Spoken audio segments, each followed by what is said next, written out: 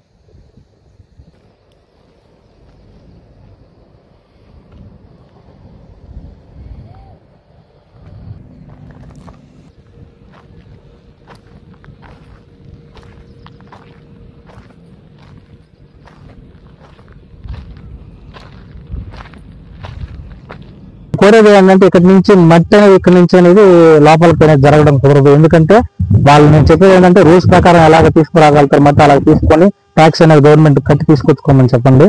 అలాగే ఇక్కడ ఎత్తిన మట్టికి మొత్తం బ్యాక్ ఫిల్లింగ్ చేసి మా గ్రామంలో పెద్దవాళ్ళు అందరూ ఉండొచ్చు, బర్రెలు ఉండొచ్చు, జీవాలు ఉండొచ్చు, గొర్రెలు అన్ని ఇట్లన్నిటికీ కొంచెం జీవనాలు ఇప్పుడంతా మాకు మేత పరంబోకు అంటూ ఏం లేదండి. ఇదే మొత్తం మా గ్రామం మొత్తం ఇప్పటికి 2-3 సార్లు వాళ్ళ జేసీపీలు ట్రాక్టర్లు కూడా స్టేషన్ తీసుకెళ్లడం కూడా జరిగిందండి.